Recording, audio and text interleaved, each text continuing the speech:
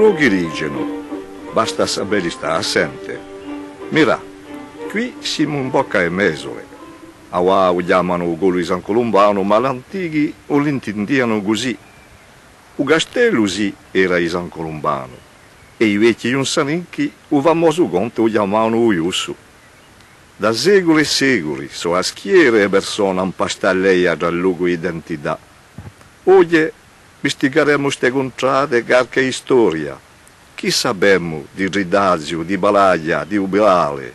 L'infatteremo un genio, capace di mettersi a dare ragione. Così, tra Olmo e Monaghia, s'apre una strada. Sentite, un scioro di gioluto dira. A io che chiama Gruschini.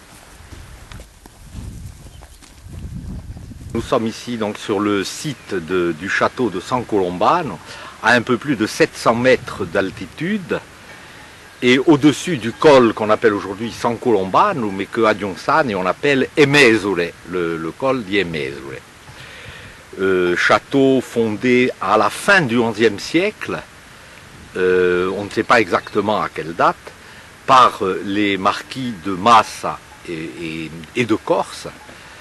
Et c'est un château dont le site et dont l'importance des bâtiments montre qu'il n'avait pas un rôle uniquement local, mais qu'il était un centre de domination à l'échelle d'une grande partie de la Corse et en fait de la Balagne jusqu'à la Castagnice, une vaste bande de terrain.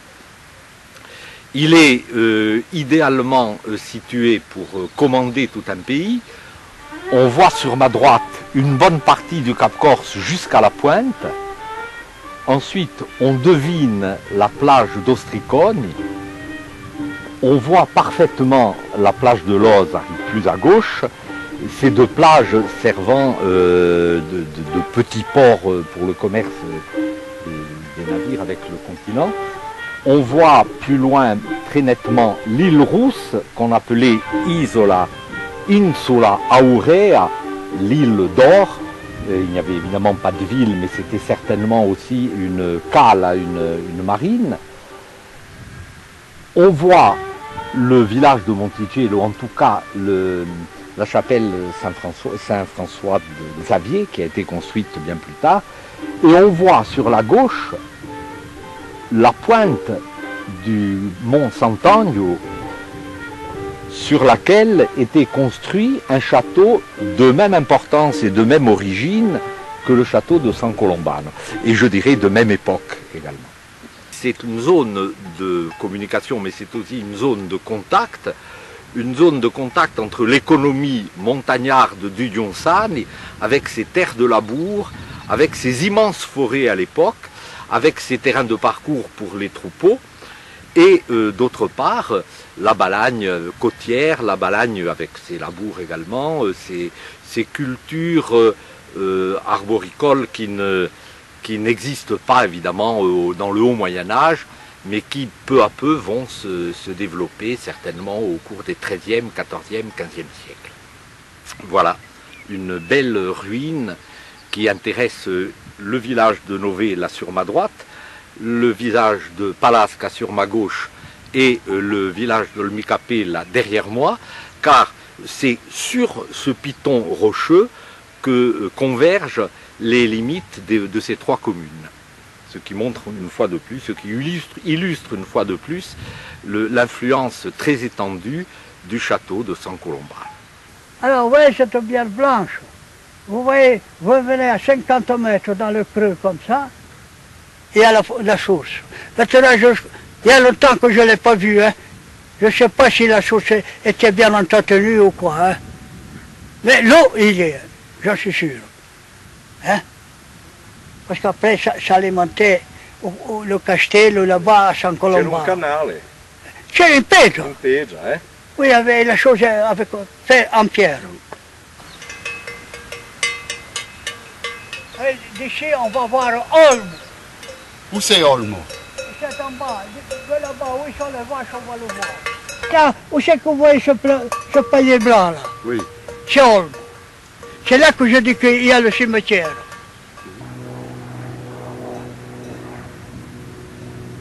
La légende veut que Kruškine aurait été abandonné à cause d'une invasion de fourmis rouges. Bon.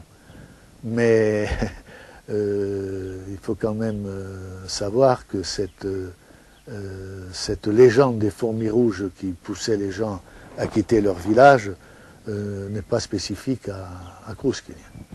La plupart du temps, on explique justement l'abandon des villages par une telle invasion. Mon arrière-grand-père a été propriétaire de Kruškine, des terrains de Kruškine, après un échange avec son beau-frère entre un terrain qu'ils avaient à Ostigone, à la pierre à Ostigone, et Kruškine. Et donc ça se passait en 1859. À partir de là, et mon arrière-grand-père a mis en culture Kruškine. C'est-à-dire qu'il a fait des plantations d'oliviers, d'amandiers, de poiriers, et ensuite certainement il faisait de la culture de blé, de ça il devait le faire, puisque si je me réfère à ce qu'on m'avait dit Graziano, quoi. Ouais. Il m'a dit qu'il avait vu dans Kruškine labourer 18 bœufs en même temps. Ça veut dire que franchement il devait y avoir une belle culture de blé, de l'avoine, de tout ce qu'on veut. Moi j'essaie d'entretenir pour le feu si des fois, mais bon, c'est pas évident. Ouais. Les maisons du petit village de Kruškine, qu'on a aussi appelé Kruškani, sont alignées à flanc de coteau et dominées par deux maisons-tours installées sur la crête et tournées vers la mer. C'est donc pas un de ces villages perchés, fortifiés, comme on en voit en Balagne, à l'exemple de Belgodère ou de Speloncato, mais c'est un village ouvert, posé sur son petit terroir. Tout au long de son existence, ce village a appartenu à un ensemble humain qu'on appelait la Pieve, en l'occurrence la Pieve d'Ostricogne, et qui rassemblait au Moyen-Âge deux autres villages ouverts, mais plus importants, Novella et surtout Palasca, et quelques autres habitats ou hameaux, dont Kruškine et les Spelonques, qui avaient pris alors une certaine importance. On peut penser que les villages de cette Pieve d'Ostricogne étaient au XIIe, au XIIIe siècle, sous la protection et la tutelle du château de San Colomba. Mais dès les XIV-XVe siècles, lorsque les seigneurs ont été abaissés, les populations se sont organisées. Et c'est ainsi que les deux maisons-tours qui dominaient Kruškine, probablement bâties au XVIe siècle, ont sans doute, comme ailleurs, eu autant une fonction de refuge et de défense en cas d'incursion barbaresque, qu'une fonction symbolique de domination, de notabilité, pour les familles qui les avaient construites. Contrairement aux habitats perchés qui furent souvent en Corse au XIIe siècle environ le fruit d'une décision seigneuriale ou d'une décision communautaire, les villages ouverts, surtout les plus petits, sont souvent développés à partir d'une implantation familiale.